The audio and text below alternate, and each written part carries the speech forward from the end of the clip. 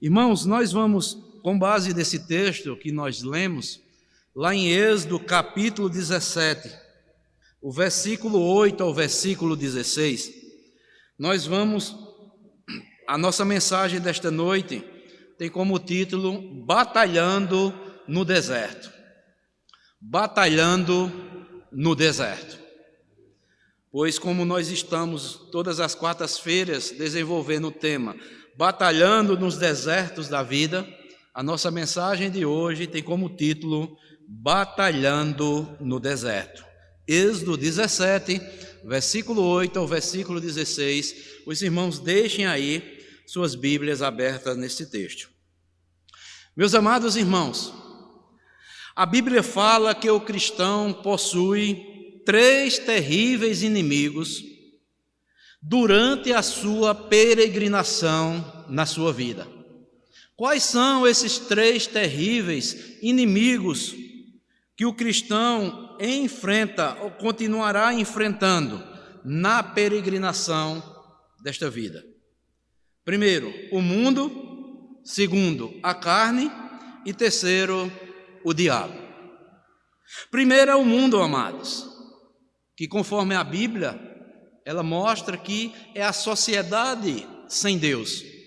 Pois Tiago diz, lá em Tiago 4, versículo 4, aquele que quer ser amigo do mundo, constitui-se o quê? Inimigo de Deus. Ou seja, o sistema que está no mundo que não tem Deus. E este sistema, ele está nos atraindo com as suas propostas de felicidades, aspas, por meio do pecado. O mundo nos seduz, é o inimigo de Deus, é o inimigo do povo de Deus, e ele está ao nosso redor, nos seduzindo com supostas propostas de felicidades, aspas, por meio do pecado. Mas o segundo inimigo se chama a carne, que é o quê? A nossa natureza ainda corrompida pelo pecado, que habita ainda dentro de nós, pois a Bíblia nos recomenda que nós devemos o quê? Mortificar a nossa velha natureza terrena. E este, amados, é um dos piores inimigos nossos, pois está habitando dentro de nós. E nós continuaremos lutando como filhos e filhas de Deus para fazermos a vontade de Deus, pois a nossa natureza pecaminosa, a nossa carne, ela tenta ou quer fazer a vontade dela, mas o cristão, consciente disso, mortifica essa velha natureza para poder fazer a vontade de Deus. E o terceiro inimigo é o diabo, que representa as forças espirituais do mal, que nos assediam com intento de nos prejudicar espiritualmente. A Bíblia diz que o diabo, lá em Pedro, 1 de Pedro 5,8, Pedro experimentou bem isso na pele, quando Jesus disse a ele: eis, Pedro, que Satanás me reclama para peneirar a ti, Pedro, como peneira o trigo, mas eu já roguei ao Pai para que a tua fé não desfaleça. Quando te converteres, fortalece os teus irmãos. Pedro sabia bem disso. Pedro diz lá em 1 de Pedro 5,8 que nós devemos o quê? Nos submeter à vontade de Deus e o diabo fugirá de vós. Então, amados irmãos, esse texto aqui que nós lemos em Êxodo 17, sabendo assim que o povo de Deus, na sua peregrinação, ele tem 3 inimigos ferrenhos aqui na sua peregrinação: o mundo, a carne e o próprio diabo. O texto aqui que nós lemos começa dizendo o seguinte, veja aí o que diz o versículo 8. Então veio Amaleque e pelejou contra Israel em Refidim. Quem era Amaleque? Amaleque era um descendente de Esaú, filho de Elifaz, Elifaz, filho de Esaú. Amaleque era um descendente de Esaú, que deu origem a uma tribo nômade que morava no deserto de Neguebe. Se vocês quiserem conferir esse texto, lá em Gênesis 36, 12, diz que ele era filho de Elifaz, filho de Esaú. E Números 13, 29, diz que essa tribo nômade habitava no deserto de Neguebe. Está lá em Números 13, 29. Os amalequitas, amados irmãos, que são descendentes de Esaú, filho de Elifaz, Amaleque, eles eram inimigos cruéis de Israel. Eles faziam emboscadas e matavam os soldados de Israel de forma traiçoeira e cruel.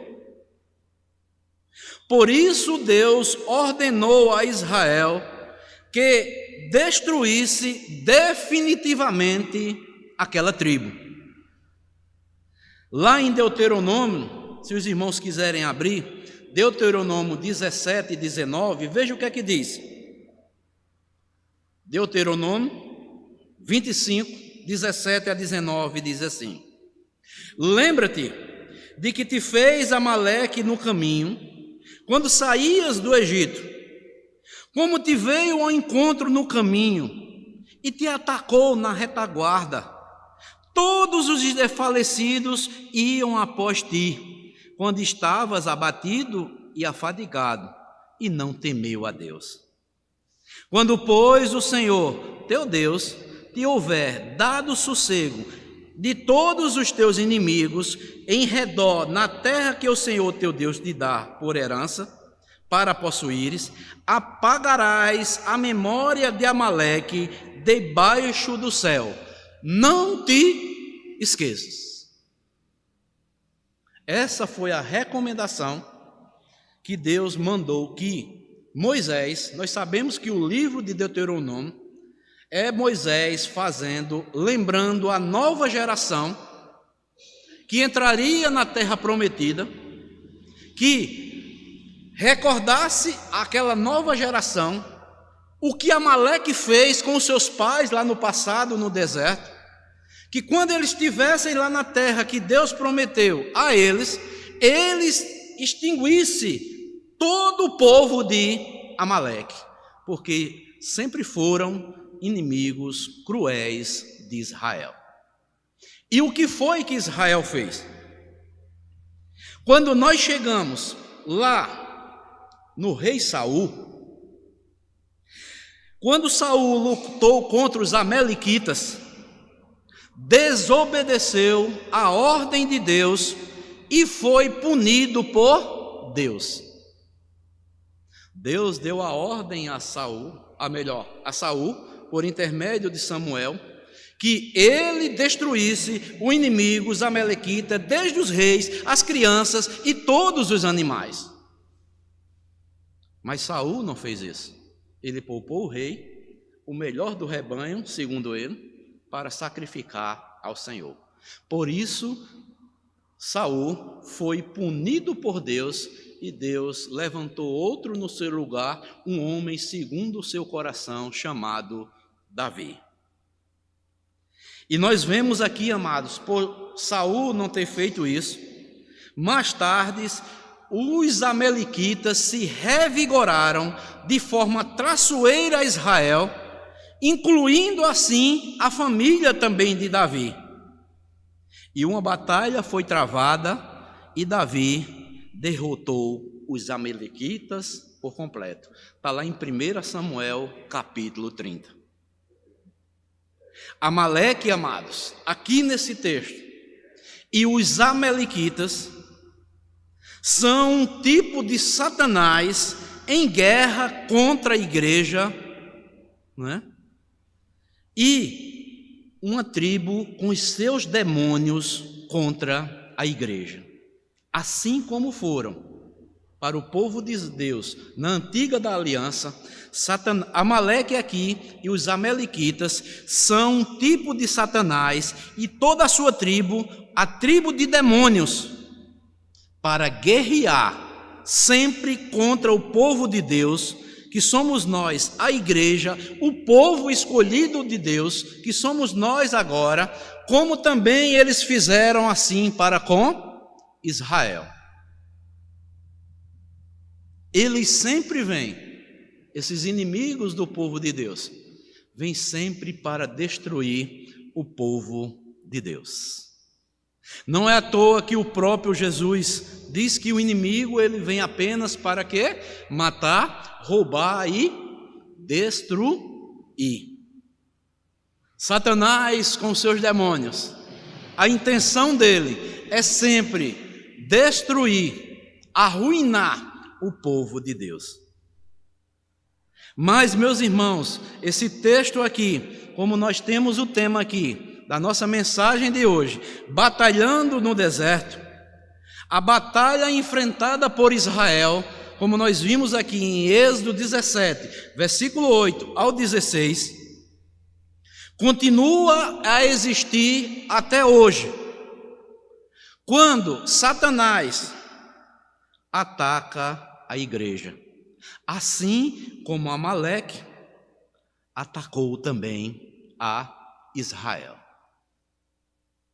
Por isso, amados, batalhar é preciso, e precisamos aprender algumas lições acerca dessa luta ou dessa batalha espiritual, que como igreja nós devemos continuar batalhando no deserto. Nós estamos peregrinando. Sempre teremos lutas e batalhas. A vida cristã é uma guerra espiritual. E uma guerra espiritual, ela é invisível. Nós temos que nos apegar ao Deus que nos chamou. Há muitas pessoas que estão enganadas. Não entendem esta verdade, que o cristão, quando se converte a Cristo, quando Deus o regenera, quando Deus traz uma nova vida sobre a minha e a sua vida, como Ele trouxe, nós entramos numa guerra espiritual, e guerrear é preciso. Com a ajuda do Senhor, batalhar é preciso. E eu quero destacar pelo menos 3 lições acerca dessa luta ou dessa batalha espiritual, que como igreja e assim como o povo de Israel no passado teve que o quê? Batalhar ou lutar lá no deserto. Primeiro, eu quero destacar que essa batalha ela é inevitável. Segundo, ela deve ser enfrentada com armas espirituais. E terceiro, ela já é uma batalha vencida, porque o nosso Deus, como diz aqui, Ele é a minha ou a nossa bandeira de luta. Então vamos ver, em primeiro lugar, amados, a batalha espiritual, ela é inevitável. Como eu falei agora há pouco, se você é um filho ou uma filha de Deus, você está inserido numa batalha espiritual.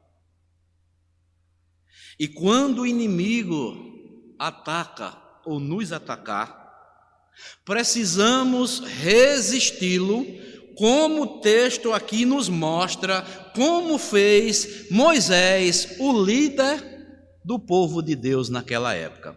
Veja o que é que diz aí, o versículo 9 e o versículo 10.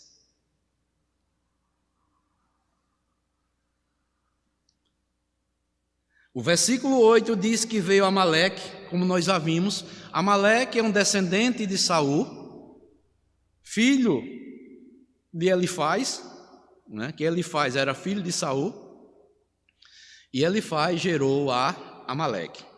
Versículo 9 diz o seguinte: com isso ordenou Moisés a Josué: escolhe-nos homens e saia a peleja contra Amaleque. Amanhã, veja só, eu estarei no cimo do outeiro e o bordão de Deus estará na minha mão. Fez Josué como Moisés lhe dissera e pelejou contra Amaleque.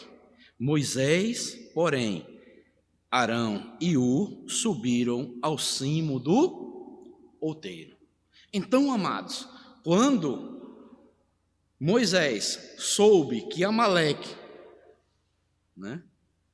pelejava contra Israel em Refidim, ele convocou aqui Josué para batalhar. Nós vamos ver mais adiante, lá com a espada, enquanto Moisés ficava lá no outeiro com Arão e com Ur. Irmãos, aqui nós aprendemos que a luta espiritual que devemos travar também não é uma opção, é uma realidade. Na condição de cristãos, estamos inseridos nessa luta, nessa batalha espiritual. Nós estamos sempre na mira do inimigo. Satanás não vai atacar aqueles que estão perdidos. Ele vem atacar o povo de Deus, vem tentar destruir o povo de Deus. Precisamos lutar com o auxílio do Senhor para nos defender do inimigo.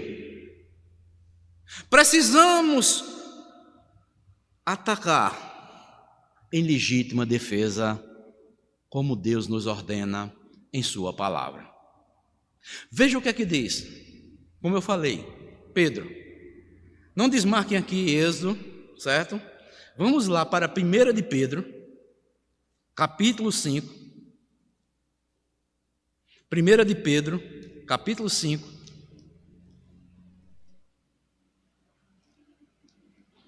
1 de Pedro, capítulo 5, versículo 8 e o versículo 9. Pedro vai nos mostrar aqui, amados, que quando você tem consciência desta batalha, você vai entender que não é só você, como filho de Deus, mas é todo o povo de Deus que está espalhado sobre toda a face da terra, está inserido nessa luta espiritual contra Satanás. 1 de Pedro, capítulo 5, versículo 8 e versículo 9. Veja só: sede sóbrio e vigilantes. O diabo, vosso adversário, anda em derredor como leão que ruge, procurando alguém para quê? Devorar. Olha o que ele vai dizer no versículo 9: resiste-lhe firmes na fé. Resisti-lhe firmes na fé. Certo de que, preste atenção, sofrimentos iguais aos vossos estão se cumprindo em quê? Na vossa irmandade espalhada aonde? Pelo mundo. Segundo Pedro aqui, olha que maravilha, amados irmãos. Muitas vezes, há muitas pessoas, quando nós começamos a estudar as cartas pastorais, as cartas paulinas, isso aqui, amados irmãos, era o maior tesouro que os cristãos tinham na sua época. Pois na época de Pedro, na época de Paulo, eles não tinham a Bíblia, a revelação de Deus como nós temos hoje em mãos. E Deus, pela sua providência, pela sua soberania, não deixou o seu povo sem a sua orientação. Ele inspirou homens para escrever textos inspirados como este, para fortalecer a fé e saber como o povo de Deus poderia viver e batalhando esta luta espiritual pelo qual todo o povo de Deus está inserido. E aqui, amados, vem esta verdade. Já pensou, amados irmãos, aqui na época de Pedro, os cristãos estavam sendo mortos, perseguidos pelo Império Romano. E Pedro diz, olha, sede sóbrios e vigilantes. O diabo, vosso adversário, anda em derredor, como um leão, ruge procurando alguém que procura devorar. O diabo, amados, usa as pessoas do mundo que não conhecem a Deus. E Pedro diz que nós devemos ser sóbrios e vigilantes. O que é alguém sóbrio? É alguém que não está embriagado com outras coisas, mas está o quê? Lúcido das coisas, das realidades espirituais que estão acontecendo com o povo de Deus e que nós não podemos o quê? Fraquejar nesta luta. Sejam sóbrios, sejam vigilantes, lutem contra o inimigo de vocês, que é o diabo. E vocês saibam, ó Deus, ó irmãos, saibam, segundo Pedro, que não é só você que está sofrendo, pois toda a irmandade que está espalhada sobre a face da terra, aquele que é cristão, ele está inserido também nesta luta. O diabo está ao derredor, buscando quem possa tragar. Por isso nós devemos, amados, valorizar todas as escrituras.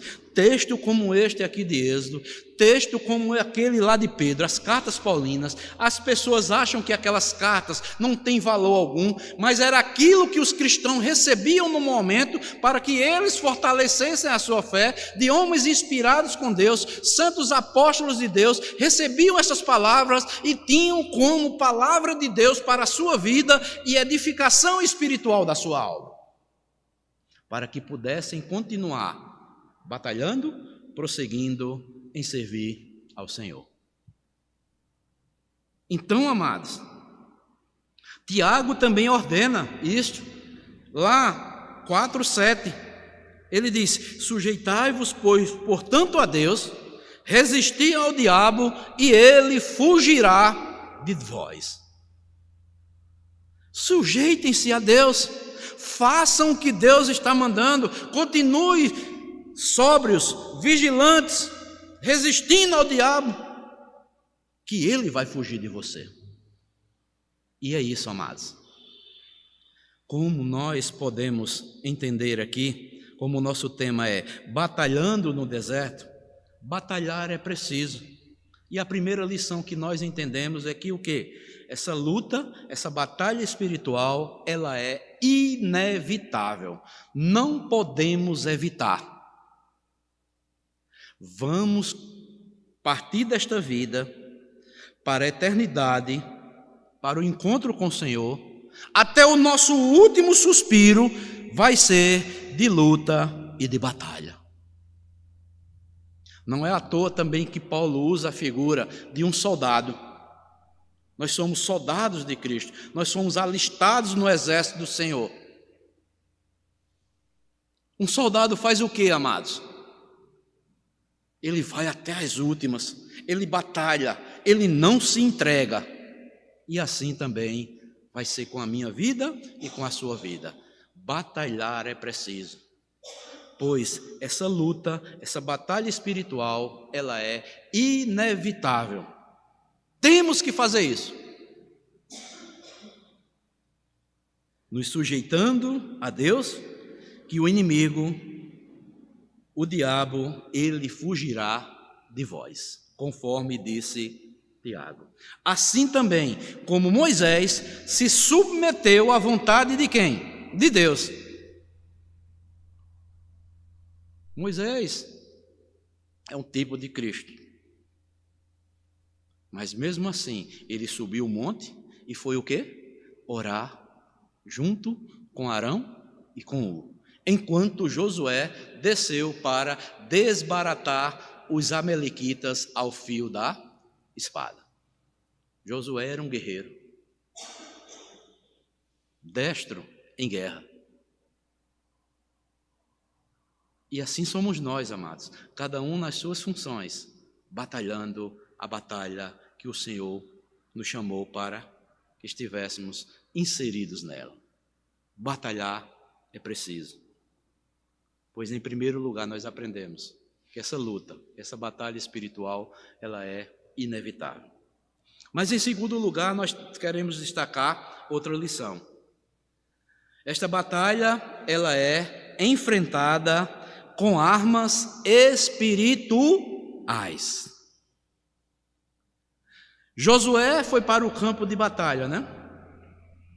Mas Moisés subiu ao monte para orar. A guerra contra os amalequitas era uma batalha espiritual. E para esta batalha, precisamos usar as armas certas. O apóstolo Paulo faz essa recomendação lá em 2 Coríntios 10, versículo 3 ao versículo 5. Ele mostra que as armas espirituais devem ser utilizadas nesta batalha. 2 Coríntios, vejam aí, capítulo 10, versículo 3 ao versículo 5. 2 Coríntios,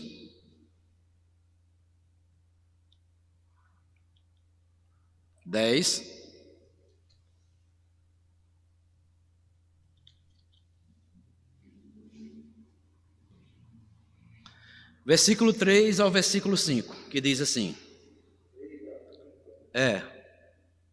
porque embora andando na carne, não militamos segundo a carne, porque as armas da nossa milícia não são carnais, e sim poderosas em Deus, para destruir fortalezas, anulando nós sofismas e toda altivez que se levante contra o conhecimento de Deus, e levando cativo todo o pensamento à obediência de Cristo. Então, amados, você pode estar me perguntando aqui, mas Josué não desceu lá para matar os amalequitas ao fio da espada? Sim, mas eu lhe pergunto, se Moisés não tivesse ficado lá no outeiro, será que Josué teria vencido a batalha? Não, irmãos. Veja o que é que diz no texto. Olha que coisa interessante. Versículo 11 do texto que nós lemos lá de Êxodo 17. Veja só. Quando Moisés levantava a mão, Israel prevalecia. Quando Moisés ele baixava a mão, prevalecia quem? Amaleque. Por que Moisés baixava as mãos? O versículo 12 vai dizer: ora, as mãos de Moisés eram o quê? Pesadas. Por isso, tomaram uma pedra, puseram abaixo dele, fizeram um banco, de uma pedra, um banco, e nela Moisés se assentou. Arão e Ur, que eram seus assistentes, sustentavam-lhes o quê? As mãos, um de um lado e outro do outro. Assim lhe ficaram as mãos firmes. Até quando, irmãos? Moisés deixasse de interceder se os amalequitas não prevaleciam? Mostrando-nos, sabe o quê? Que a batalha é espiritual. Só vencemos com as armas espirituais que Deus tem nos dado. Aí no versículo 13 é que diz: e Josué desbaratou a Amaleque e a seu povo ao fio da espada. Só quando o quê? Moisés, sentaram ele numa pedra, ficou Arão e Ur de um lado, Moisés intercedendo junto ao Senhor, que não baixaram as mãos. Aí sim, aí o quê? Josué veio e desbaratou todos os amalequitas. Aí sim. Mas quando Moisés baixava a mão, os amalequitas prevaleciam. E é assim, amados. As armas que devemos lutar são espirituais. E as armas apresentadas pela Bíblia para nós, povo da nova aliança, são a armadura de Deus e a oração. A armadura de Deus, amados, é utilizada por Paulo no contexto do seu ensino sobre a nossa luta, que é espiritual. Está lá em Efésios capítulo 6, versículo 10 ao versículo 13. Abram lá.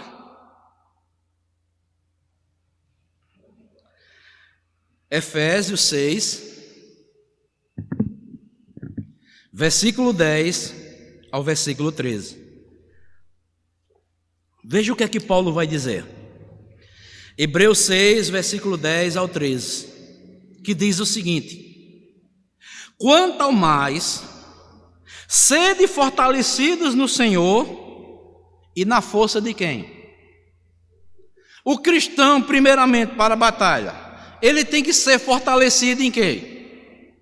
No Senhor e na força do seu poder.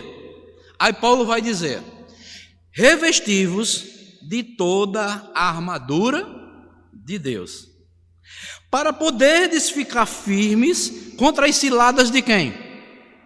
Do diabo. Porque a nossa luta, não é contra sangue e carne, e sim contra os principados e potestades, contra os dominadores de onda, deste mundo tenebroso, como nós vimos. O mundo é a sociedade sem Deus, contra as forças espirituais do mal nas regiões celestes. Portanto, tomai toda a armadura de Deus, para que possais resistir o dia mau, e depois de terdes vencido tudo, permaneceis firmes e inabaláveis. Observamos aqui, amados, que Paulo apresenta 5 razões para nós utilizarmos a armadura de Deus. E quais são, amados?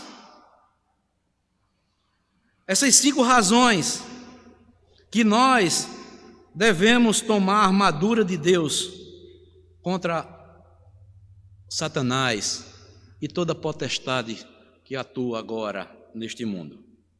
Primeiro, ela é necessária para que o crente fique firme contra as ciladas do diabo. Amados irmãos, se nós não nos revestirmos dessa armadura de Deus, depois eu vou mostrar aqui o que é essa armadura de Deus, nós não poderemos estar firmes contra as ciladas do diabo. Nós vamos ser vencidos facilmente. Segundo, a armadura de Deus, ela é necessária porque a natureza da nossa luta, ela é espiritual. Não é contra carne, nem contra sangue,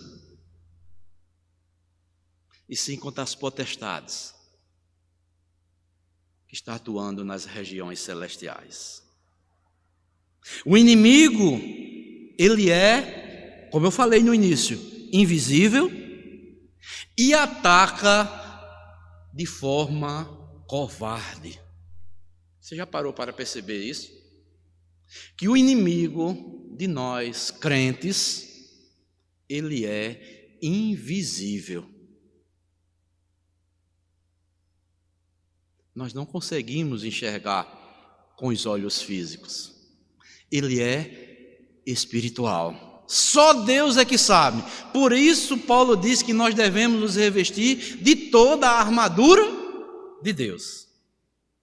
Mas também, terceiro, a armadura de Deus para nós cristãos é necessária para nós podermos resistir no dia mau, isto é, no período que o diabo nos ataca. Aí, revestidos com a armadura de Deus, nós iremos guerrear contra ele. Mas se tivermos despido, nós seremos presa fácil para o inimigo. Em quarto, é necessário a armadura de Deus para podermos vencer e permanecermos inabaláveis. com a armadura de Deus, nós vamos batalhar, nós saímos vencedores por meio de Cristo e vamos permanecer inabaláveis.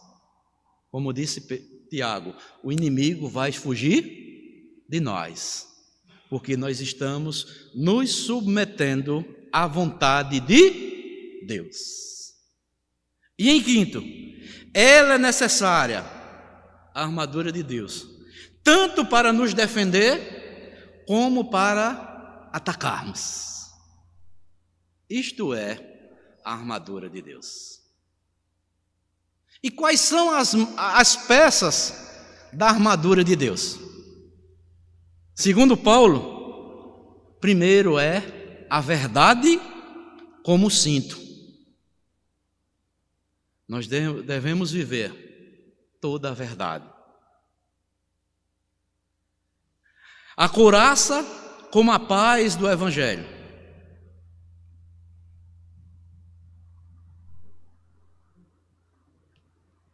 Desculpem.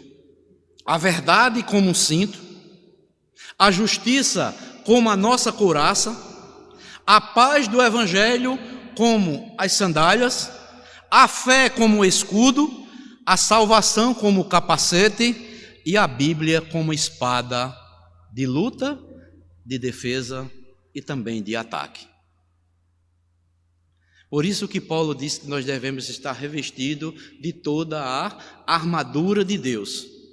O cinto da verdade,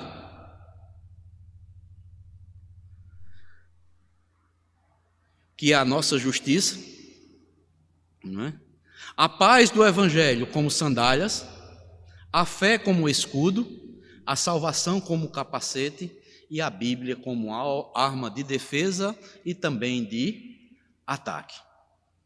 Irmãos, se nós não estivermos revestidos com a verdade como cinto, a justiça como couraça, a paz do Evangelho como as nossas sandálias, a fé como o nosso escudo, a salvação usando na nossa mente como um capacete e a Bíblia como espada, nós vamos ficar vulneráveis contra o inimigo. Mas além disso, amados, o apóstolo Paulo diz também, assim como Moisés lutou, guerreou aquela batalha ali contra os amalequitas, que ela é espiritual, nós devemos nos revestir com a armadura de Deus e também com a oração. Veja o que é que diz aí, Efésios, capítulo 6, versículo 18. Efésios 6,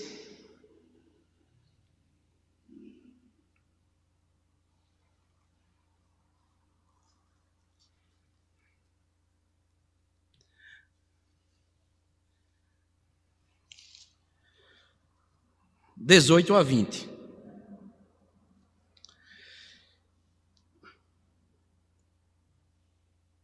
Do versículo 14 ao 17, Paulo vai mostrar toda a armadura de Deus, né? Estais, pois, firmes, cingindo-vos com a verdade, e vestindo-os a couraça da justiça, calcar os pés com a preparação do evangelho da paz, embraçando o escudo da fé, com o qual podereis apagar os dardos do maligno, inflamados do maligno. Aí no versículo 17 e 18 ele diz: tomai também o capacete da salvação e a espada do Espírito, que é a palavra de Deus. E o versículo 18 e 19 diz: com toda oração e súplica, orando em todo tempo no Espírito, e para isto, vigiando com toda perseverança e súplica por todos os quem? Não é só por você, viu? Por todos os santos. Às vezes nós oramos só por nós, né? Paulo diz que nós devemos orar suplicando por todos os santos, todos nossos irmãos. E também por mim, Paulo diz, para que me seja dada, no abrir da minha boca, a palavra, para com intrepidez fazer conhecido o mistério do Evangelho.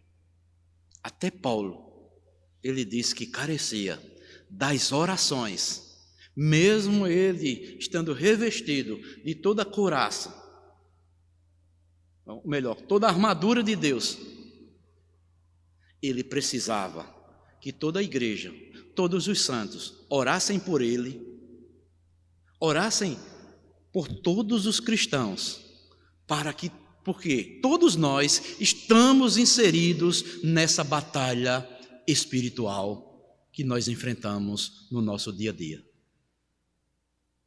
E como nós vimos, amados, na batalha lá de Israel contra os amalequitas, havia o componente material ou físico. A guerra com Josué foi corpo a corpo, mas havia também o componente espiritual.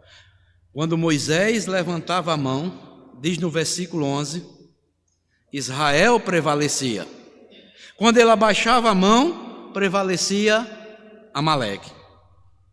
Amados, este gesto aqui de levantar e abaixar as mãos significa orar e deixar de orar. Quando Moisés estava com as mãos, estava orando. Quando ele baixava, deixava de orar. E o que isso vem nos ensinar? Quando Moisés orava, o povo de Deus prevalecia. Quando Moisés abaixava a mão e deixava de orar, assim estava dizendo que deixava de depender de Deus. Assim somos nós cristãos também. Quando nós deixamos de orar, de vigiar, para enfrentarmos essa luta espiritual, quando nós deixamos de orar, amados, como Pedro lá diz, sede sóbrios e vigilantes. Quando nós deixamos de fazer isso, é como que nós estamos dizendo assim: eu não dependo mais de Deus para vencer essa batalha. Eu posso vencer esta batalha. Eu sou forte. Irmãos, ninguém é forte o suficiente para viver uma vida cristã vitoriosa contra o inimigo, se ele deixar de orar, de vigiar, de ser sóbrio, de ser vigilante. Se deixar, o inimigo vai prevalecer.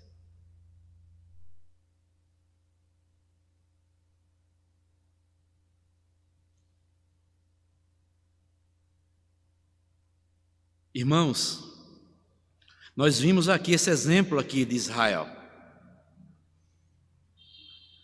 E você pode estar perguntando, aconteceu algo também no Novo Testamento, onde o povo de Deus foi sóbrio, foi vigilante contra o inimigo?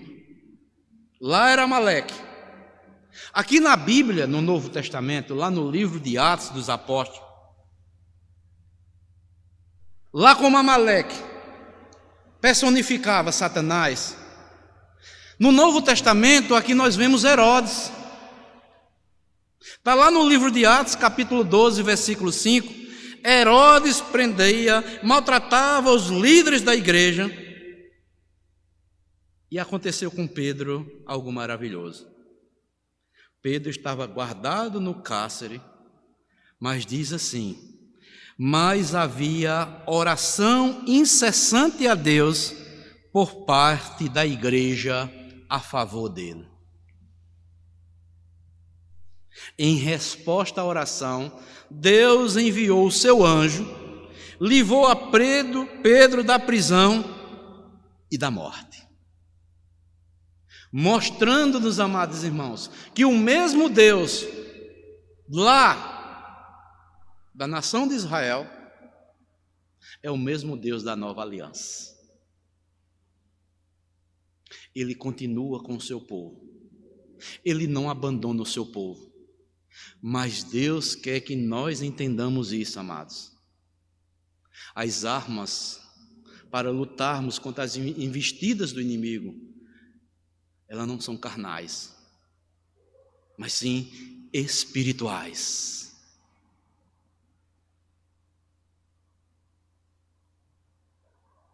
Nós, primeiramente, nessa batalha, nós temos que reconhecer que somos dependentes de Deus. E isso nós demonstramos quando nós vivemos uma vida de oração diante de Deus. Oração, amados, não é só pedir pelas nossas necessidades. Oração não é só nós vivermos achando que Deus vai fazer aquilo que nós pensamos que é o melhor para a minha vida. Não. Oração, amados, é uma forma de glorificarmos a Deus, de adorarmos a Deus, de mostrar submissão, dependência total de Deus em todas as áreas da nossa vida, principalmente espiritual.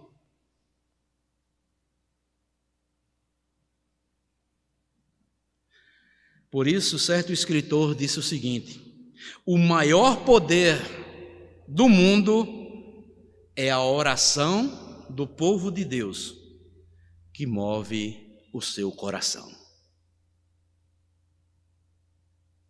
Amados irmãos, e outro escritor diz: você quer ver uma igreja crescer espiritualmente? É uma igreja que está caminhando de joelhos, em total oração, devoção a Deus. Curve os joelhos,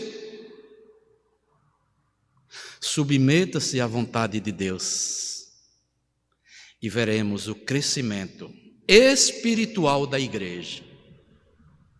Se não buscarmos a Deus, amados, estamos trabalhando de forma vã.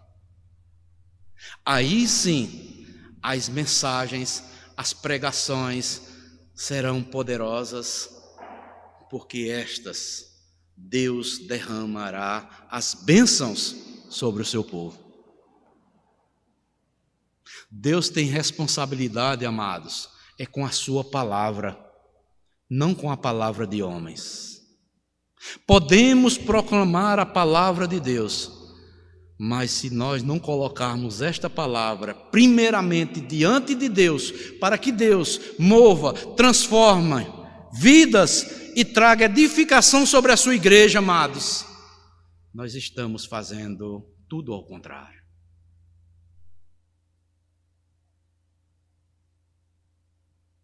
Porque Deus é quem faz tudo e em todos.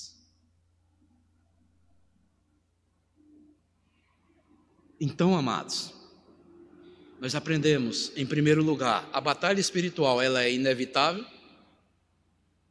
A batalha espiritual, devemos lutar não com armas carnais, e sim espirituais.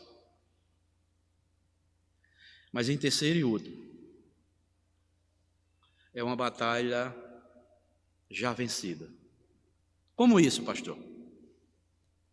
Josué venceu a batalha contra os amalequitas, e Deus manda que Moisés registre, quando diz: então disse o Senhor a Moisés, vejam aí o texto, versículo 14, então disse o Senhor a Moisés: escreve isto para a memória num livro e repete-o a Josué, que Josué seria o quê? O sucessor de quem? De Moisés. Coloque no livro, Moisés, e repita para Josué, que vai ser o seu sucessor, porque eu hei de riscar totalmente a memória de Amaleque de debaixo dos céus. E Moisés edificou um altar e lhe chamou: o Senhor é a minha bandeira. Com Deus à nossa frente, amados, uma bandeira vitoriosa, não há inimigo que resista. É vitória já vencida, ou melhor, é batalha já vencida.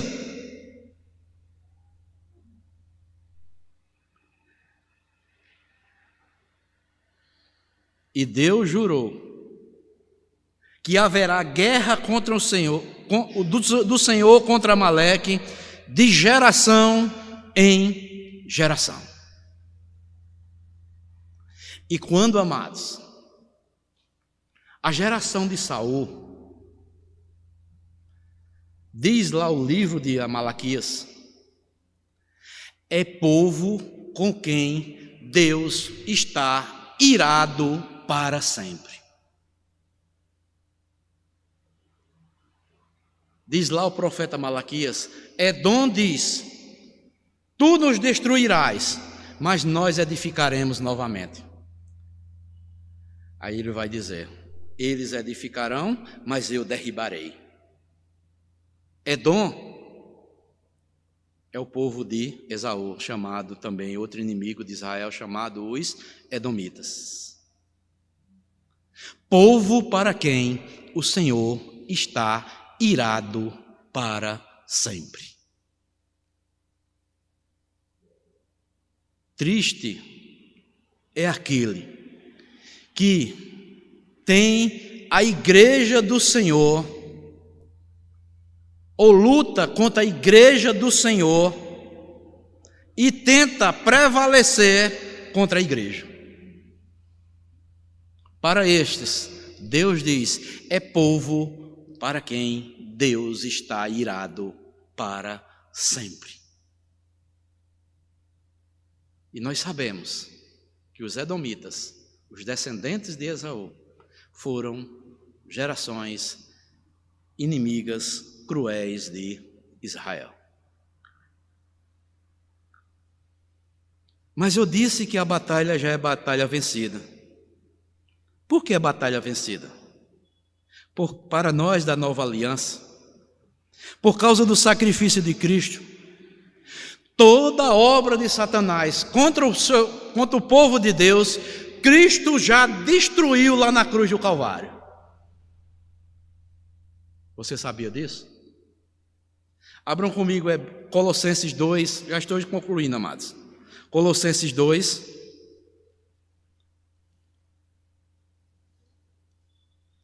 Colossenses capítulo 2.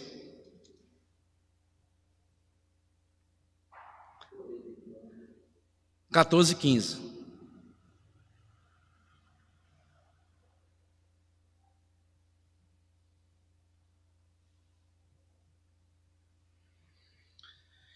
Colossenses 2, 14 e 15. Tendo cancelado o escrito de dívida que era contra nós e que constava de ordenanças, o qual nos era prejudicial, removeu inteiramente, encravando na cruz. Veja só.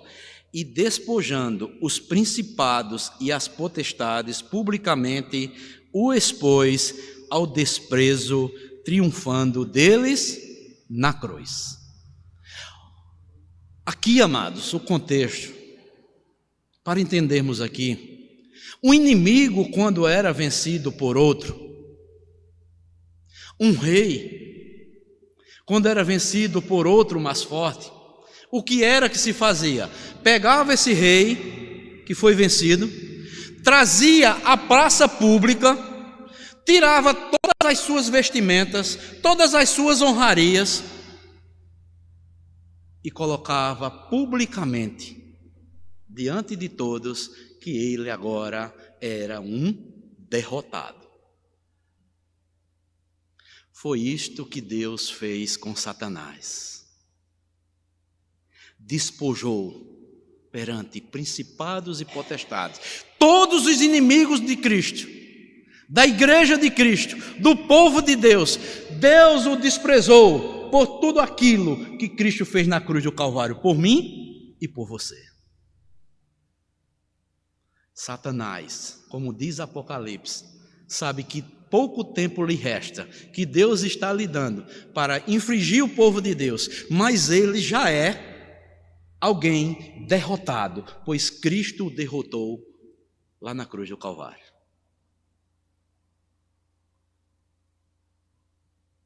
Por isso, A Bíblia diz, em Cristo, disse o apóstolo Paulo, nós somos mais que vencedores.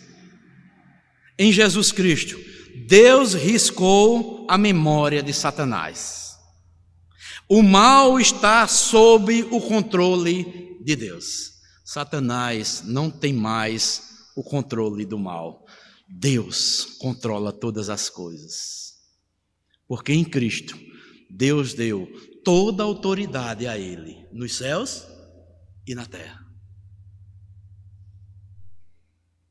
Por isso, Jesus Cristo é a nossa bandeira, é o nosso estandarte. Ele é a nossa vitória. Paulo lá em 1 Coríntios 15, 57 diz, graças a Deus que nos dá a vitória por intermédio de nosso Senhor Jesus Cristo. Cristo é a nossa bandeira de vitória. Enquanto a igreja estiver nesse mundo, haverá luta espiritual contra as forças malignas. Mas nós, como povo de Deus, como nós vimos, usando as armas que Deus manda que usemos, toda a armadura de Deus, revestida de oração, nós somos mais que fortalecidos no poder e na força do Senhor. Pois Cristo conquistou isto para nós como igreja. Por isso, amados, nós devemos viver sempre de forma submissa a esse grande e glorioso Deus, o nosso Senhor e o nosso Salvador Jesus Cristo. Jesus é quem protege e edifica a sua igreja.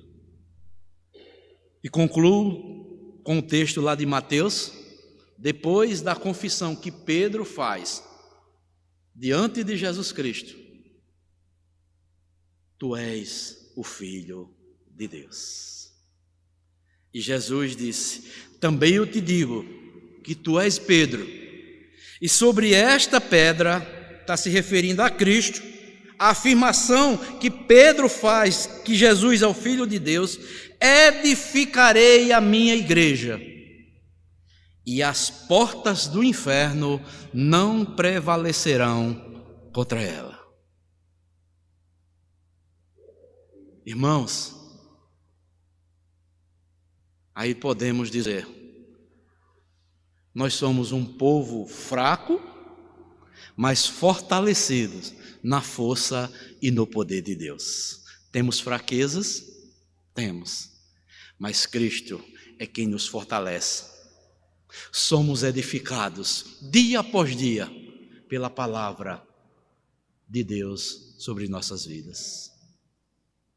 Por isso que certo escritor puritano orou a Deus certa vez com choro e com pranto e disse: Senhor, não tira a tua palavra de nós, não deixe de falar conosco por intermédio da tua palavra, senão morreremos. A palavra de Deus é que traz edificação para o seu povo. A palavra de Deus pregada é quem traz vivificação para o seu povo. A palavra de Deus é quem traz avivamento espiritual para a sua igreja, junto com a oração e submissão e total dependência de Deus. Então, amados, que Deus nos ajude, que Deus nos fortaleça com a força do seu poder, revestido com a armadura de Deus e com o poder da oração que nos foi entregue.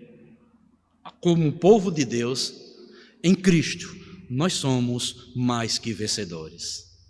Mas como disse Pedro, devemos ser sóbrios e vigilantes, pois o inimigo está ao nosso derredor, querendo tragar quem possa tragar. Continuemos essa batalha. E essa batalha, como eu falei anteriormente, só terá fim num dia que Deus nos chamar para a glória. Aí sim estaremos para sempre com o Senhor. Que Deus nos abençoe. Mais uma vez. E louvemos a Deus, amados, por pertencermos ao povo de Deus, ao povo da nova aliança. Nós somos crentes na pessoa e na palavra de Deus. Graças a Deus.